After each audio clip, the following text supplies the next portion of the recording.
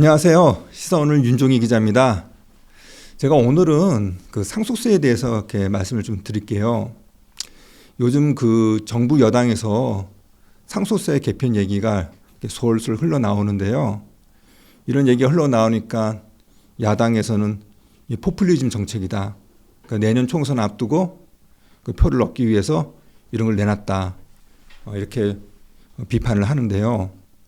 그런데 이 포퓰리즘 정책이라는 게 뭐 잘 되면 좋지만은 자칫하면은 역풍이 만만치가 않거든요. 그러면은 이제 선거에서 망하는 거죠. 근데 그걸 모를까요? 정부 여당에서 다 알죠. 그럼에도 불구하고 이 상속세 개편 얘기를 하는 이유가 뭘까요?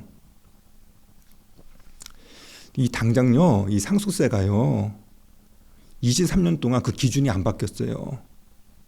23년 동안 물가가 얼마나 많이 올랐을까요? 많이 올랐죠. 다 빼고 23년 동안 이 기준을 갖다가 안 바꿨던 자체 이것만으로도 이 상속세는 바꿔야죠. 그게 상식이죠. 제가 한번 예를 들어보겠는데요. 23년 전인 2000년도에 강남에 아파트 세 채를 갖다가 어떤 분이 이렇게 돌아가시면서 그 자녀들한테 이렇게 상속을 했단 말이죠. 그러면요, 그때는 상속세를 갖다가 안 낼 수도 있어요. 그런데 23년이 지난 지금 강남에 아파트 한 채를 갖다가 상속하게 되잖아요. 그럼 아마 1억 넘게 상속세를 낼 거예요. 23년 전에 그 아파트 세 채, 그리고 지금 아파트 한 채, 아파트 세 채가 훨씬 더 가치가 있는 거 아닌가요? 근데 그때는 23년 전에는 세금을 안 내고 지금은 억대 세금 내고, 이거 완전 잘못된 거잖아요. 지금 보통 그 상속세 그 공제를 갖다가 한 10억 정도 해줘요. 그러니까 배우자가 있는 경우에는 10억이 되고, 뭐 배우자 없고 뭐 자녀에게만 이렇게 할 경우에는 한 5억 정도, 일괄 공제에서 5억 정도 되는데요. 그래서 보통은 그냥 10억 공제 된다고 이렇게 해요. 근데 강남의 아파트 한 채가 보통 요즘 무조건 10억은 다 넘잖아요. 그러니까 웬만해서는 다 상속세를 내게 되는 거예요. 그래서 이 상속세가 뭐 이렇게 특히 아주 그냥 대부 큰 부자들만 내는 게 아니라 이제는 웬만해서는 중산층도 내는 세금이 돼버린 거예요. 그 보통 지금 이렇게 얘기 나온 거 보면은 23년 전에 비해서 상속세 대상이 9배나 이렇게 늘었다고 하네요. 아니, 그러니까 상속세가 갑자기 이렇게 9배나 대상이 늘었다는 것 자체가 이건 분명히 잘못된 거잖아요. 그리고 뭐 어떤 가족이 있는데 이 가족들이 서로 합심해가지고 가족들 모두 허리띠를 졸라매고 열심히 돈을 모으고 뭐 여행도 안 가고 그렇게 해가지고 집을 한 채 샀단 말이죠. 아버지가 이제 집을 샀어요. 그리고 뭐 그때 재산세도 꼬박꼬박 냈어요. 그러다 이제 그 아버지가 이제 연세가 있으시니까 이제 나이가 들으셔가지고 돌아가셨어요. 그런데 갑자기 이제 상속세를 갖다가 한 몇 억 내라 하면은 기분이 어떨까요? 이 완전 국가로부터 수탈당하는 느낌 아닐까요? 상속세가 이렇게 폭압적이니까 요즘 어떤 얘기 있냐면은 이제 70대 되기 전에 집 같은 거 다 처분해가지고 이렇게 다 자식들한테 조금씩 이렇게 분배를 해야 된다. 보통 이제 돌아가시고 10년 전까지 계좌 추적을 하거든요. 구세청에서. 그러니까 보통 요즘 80세 정도 이렇게 돌아가신다 보고 그 전인 10년, 그러니까 70세 전에 다 이렇게 아파트 같은 거 처분해가지고 자식들한테 이렇게 나눠줘야 된다. 그래야지 세금 갖다가 안 낼 수 있다. 그러니까 70 넘으면은 그때부터는 집 같은 것도 사면 안 되는 거예요. 참 희한한 일이죠. 저는 이게 정상적인 국가에서 있어서는 안 되는 일이라고 봅니다.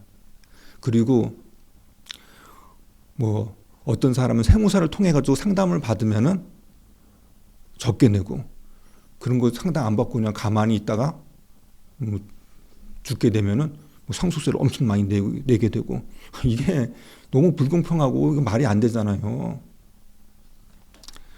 우리나라는 그 OECD 국가 중에서 상속세가 제일 높은 국가예요.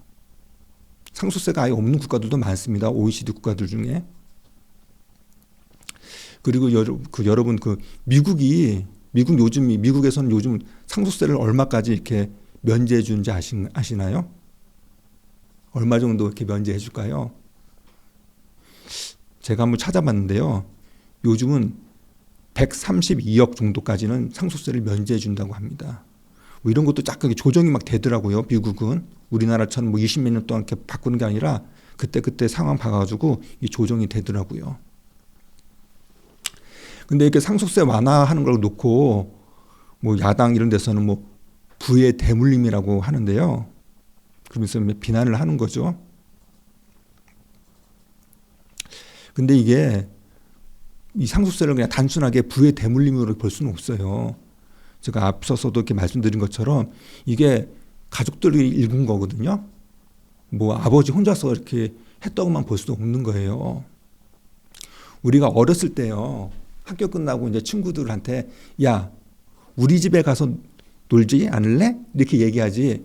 야, 우리 아버지 집에 가서 놀지 않을래? 이렇게 말하지 않죠. 그러니까 집이라는 거 이거는 그냥 우리라는 그 개념이니까 가족의 어떤 그 소유 그런 개념이에요. 그런데 이걸 갖다 단순히 이렇게 부의 대물림이다 이렇게 말하는 거는 저는 옳지 않다고 봅니다. 그리고요, 부의 대물림 이게 뭐 잘못된 건가요?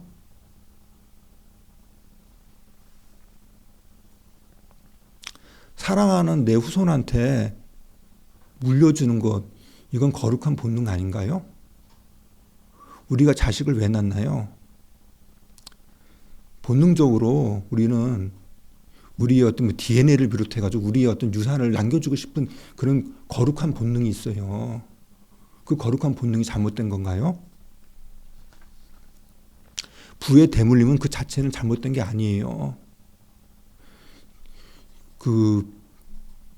누군가가 훌륭한 두뇌를 갖다가 자식한테 물려줬어요. 그 자식이 그래서 그 훌륭한 두뇌를 가지고 뭐 공부도 해가지고 좋은 대학교에 들어갔어요. 그게 잘못된 건가요? 그건 아니죠. 이거 조금 다른 얘기인데 그래도 좀 관계가 있어서 말씀드리는데요. 대형 할인마트가 일요일 날 이렇게 영업을 해가지고 돈을 버는 거 그 자체가 잘못된 건가요? 그건 아니죠. 그런데 옛 정권에서는 그 자체를 잘못으로 봐가지고 니네들 하지 마.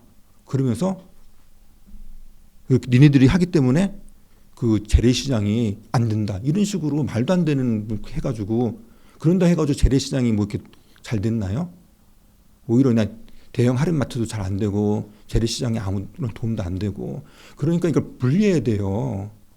그러니까 부의 대물림 그건 가만히 놔두고 그 부의 대물림으로 인해서 좀 마음이 좀 불편하고 상처를 받고 상실감을 느끼는 분들 그건 별도로 그분들을 위한 정책을 펴야 되죠.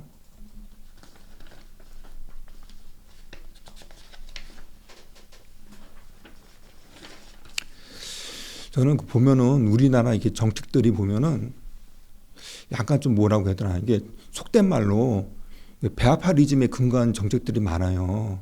근데 정책은요 사랑의 근거를 둬야 합니다. 진짜 이렇게 올바른 거 사랑이 있어야지 모든 사물을 갖다가 올바르게 볼 수 있거든요. 그런데 막 그게 아니라 막 중호심으로 그 문재인 정부 때 보면은 부동산 정책을 갖다가 하면서 그냥 세금을 갖다가 이렇게 올린 게 아니라 그냥 증오세, 그러니까 증오세를 만들었어요.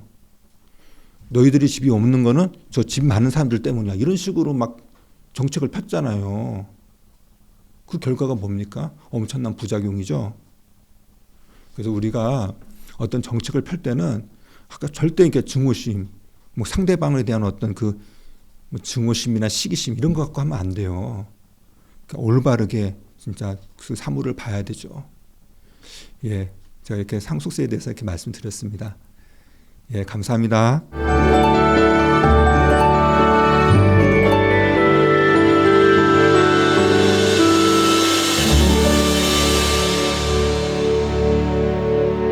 잠깐 여기를 눌러주세요. 구독과 좋아요를 눌러주시는 분들에게 건강과 행운 장수를 기원합니다.